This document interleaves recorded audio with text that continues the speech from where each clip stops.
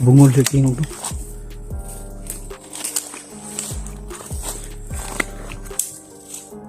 Yun mga kamaster, pakinggan nyo yung tunog ng ano, parang butas yung ilalim.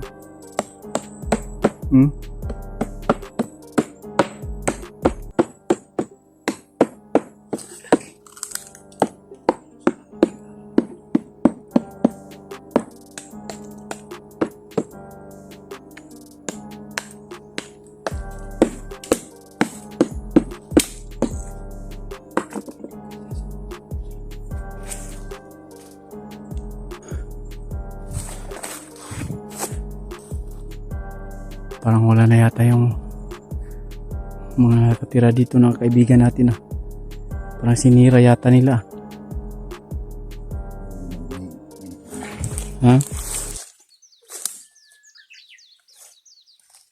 Paano tayo makakapang hingi ng tulong nito sa mga kaibigan natin? Parang tinataboy na yata nila dito eh. Parang winasak kasi nila yung ano ng diwata dito.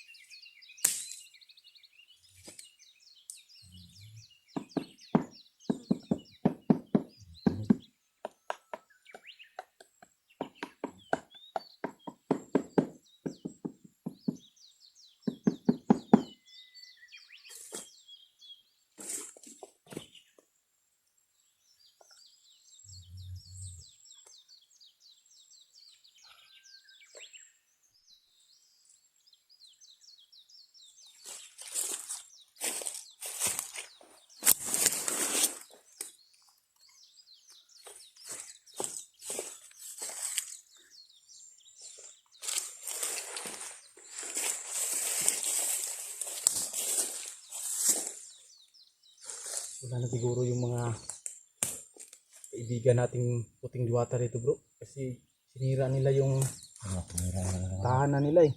Nakakagano, nila yung ano. Yung mga kamaster, sinira nila yung tahanan ng mga puting diwata dito. Wala na rin kaming naramdaman na kahit ano, na napahiwatig na nandito pa sila.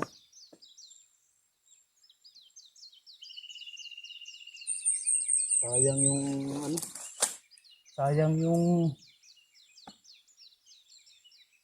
bahay ng kaibigan natin bro.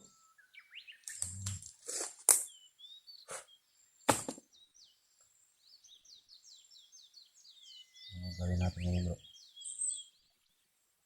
Try natin tawagin. Baka sakali tayo na may makarinig pa sa atin sa mga kaibigan natin.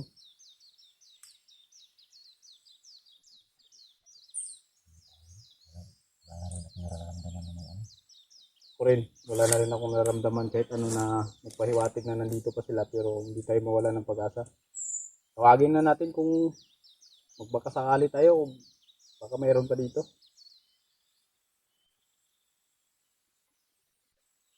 Okay bro, tawagin natin bro.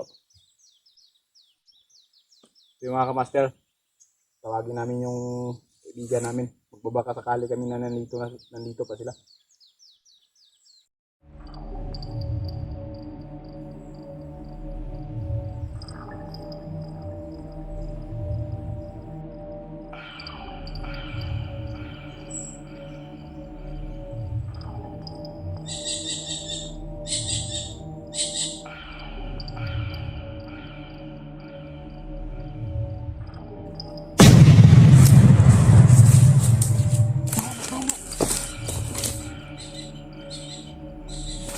May dumating na tao.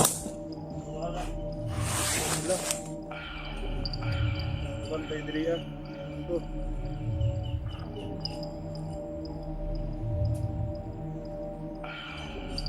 Hello.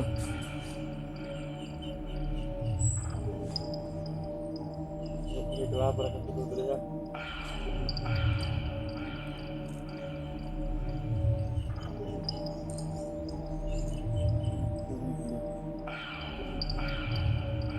Kalaban diri. Uban ako, mga naman po. Balik ko ng lakad sila.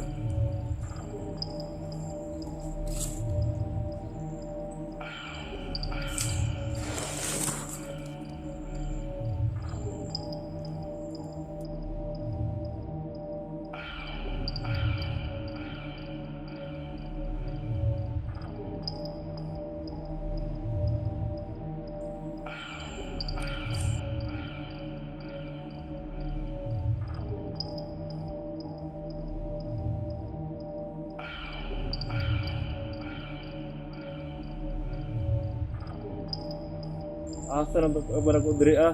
Akong design diri ah. Nawala naman itong mga pistiro.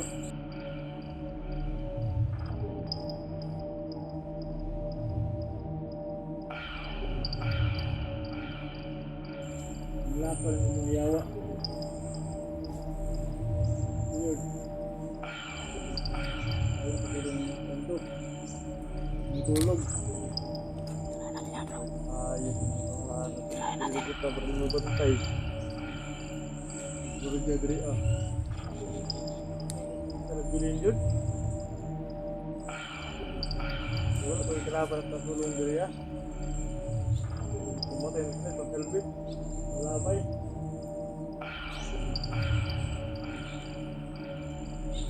Rapan.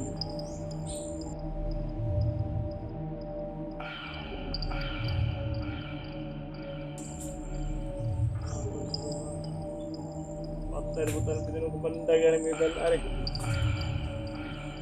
Adi ko yung pilot yun. Hindi naman kayo sila. Uy, saan naman mo, kabanan?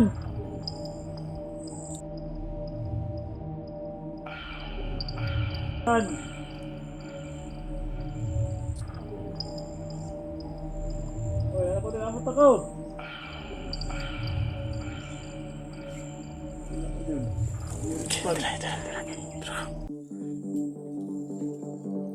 Ikaw ay ayaw Tuhan. Tanong na ako dito rin.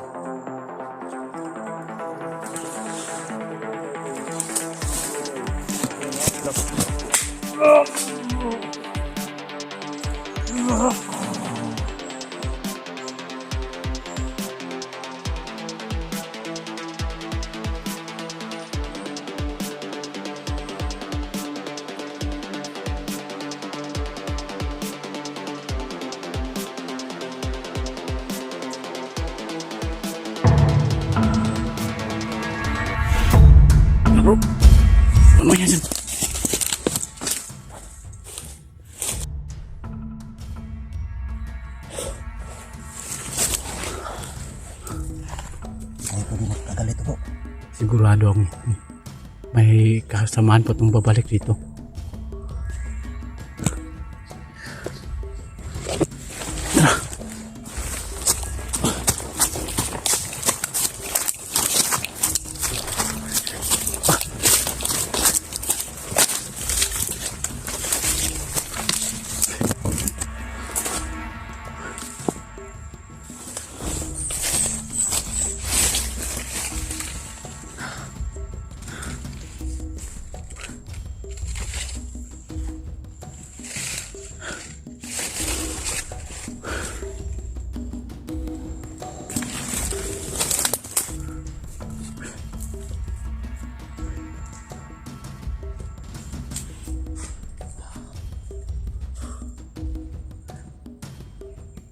Gawin natin yan.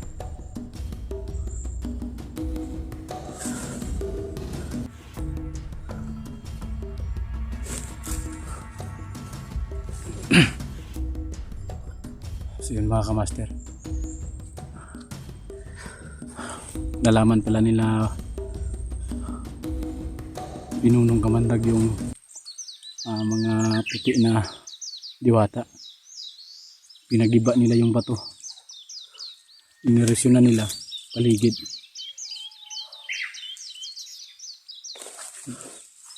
Hindi namin naabutan ng tuluyan yung mga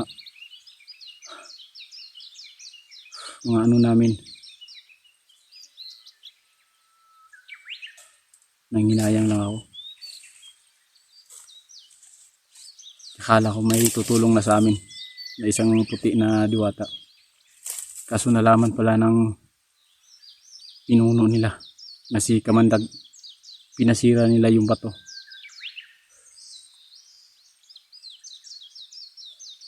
Ano gawin natin ngayon bro?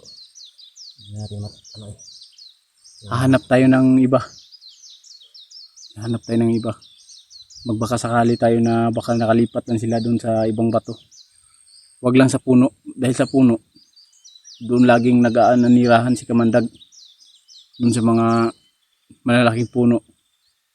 Tulad ng puno ng mga balite. Doon siya naninirahan. Kawawa naman yung mga kaibigan natin na Yung kaibigan natin ng mga puting diwata. Nilusob ng mga itim. Sinira pa yung tahanan ng mga puting diwata. Sayang. Sayang talaga. Walang puso talaga to siya, no? Kamandag. Walang pili.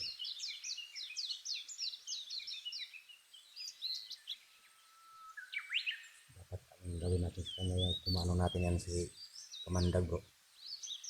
Ang talagang Gawin natin yung kauban natin. ang talagang alas natin, kumakuha natin si Tatay Gimo. Yun na.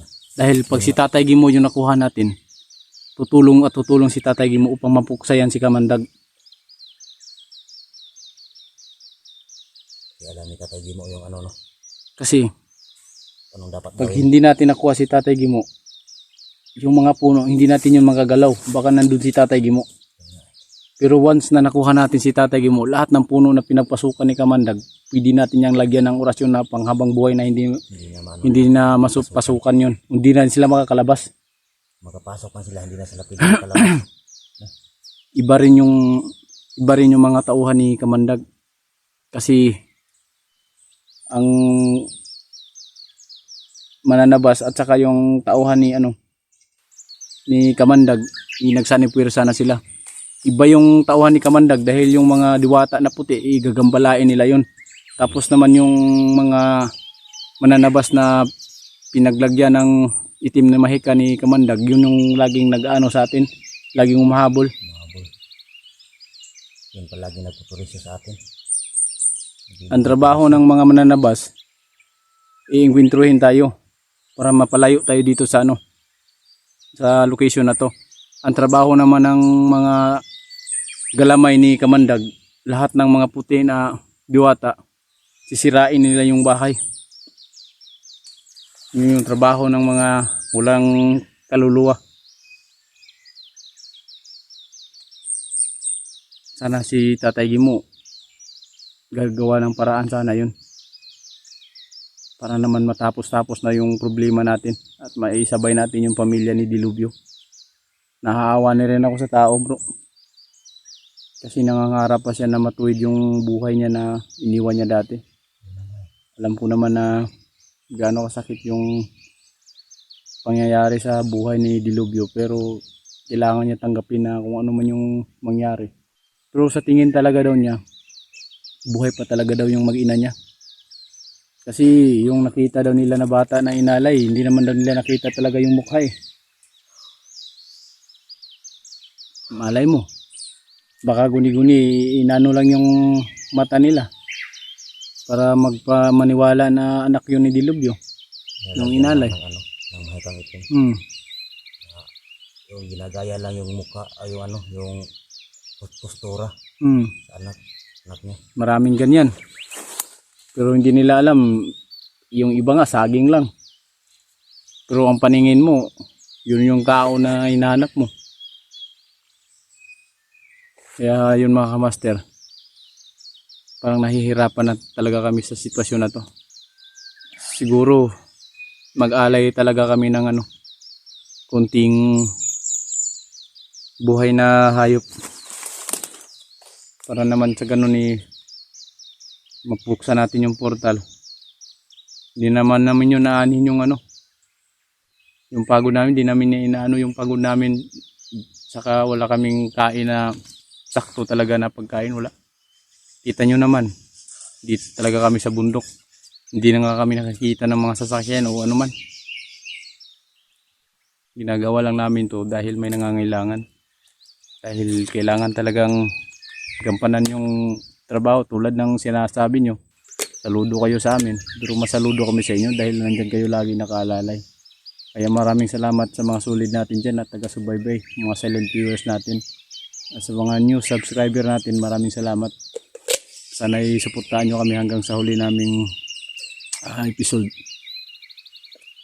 Kaya sa amin lang ngayon, sana may mga mabubuting puso dyan na magbigay tulong para makabili tayo ng pangalay dun sa puno. Para makita natin yung makita natin si Tatay Gimo at ma-open natin yung portal na yun.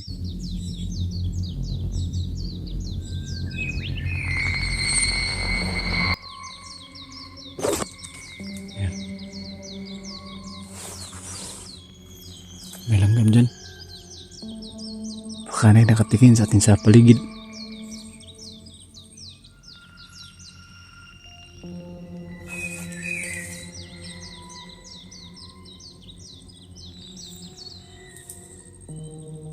Iba yung nararamdaman ko dito.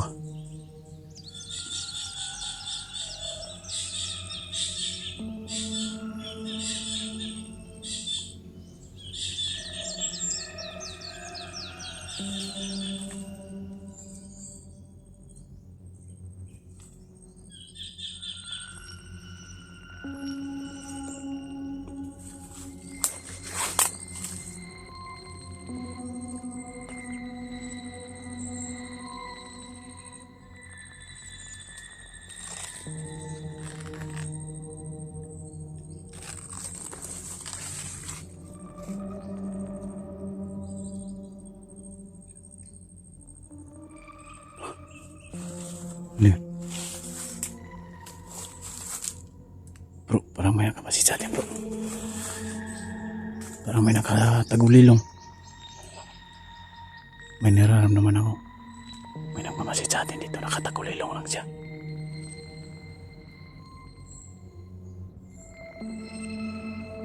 Nandito lang sa paligid.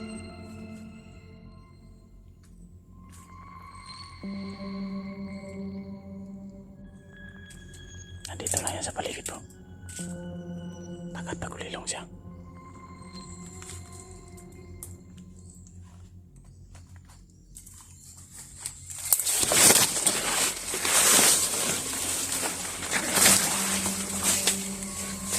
Tayo kumpiyansa, bro.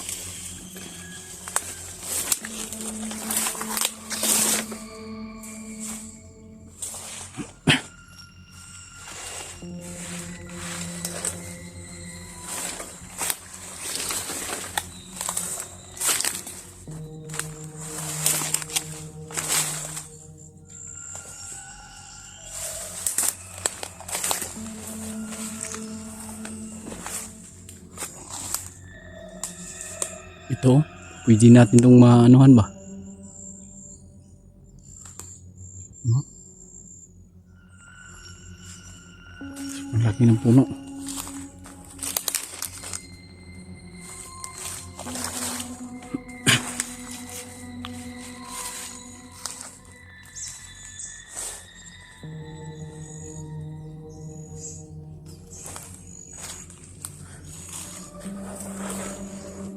Anong klaseng prutas to?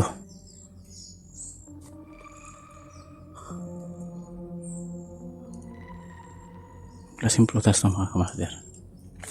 Prutas ba to?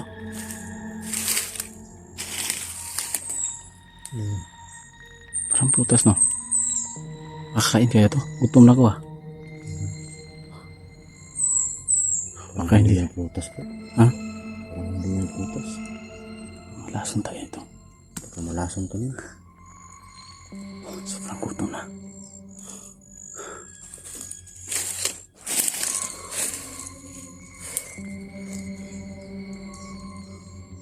Hanap tayo ng pwede natin pagpahingahan. Ito natin na pera. Tingnan natin po. Ano at hindi dito? Ay gimo. Kalang gibitiw. Hindi rin kami susuko. At hindi ka namin makukuha sa kamay ni Kamandag. Sa lahat ng naanuhan ko ngayon, mga dati-dati pa ng mga operasyon namin, dito lang talaga ako kamandag na hirapan. Kasi lahat talaga ng puno pwede niyang paglagusan eh. Kaya mahirapan kami. Marami pang tauhan, maraming nakabantay.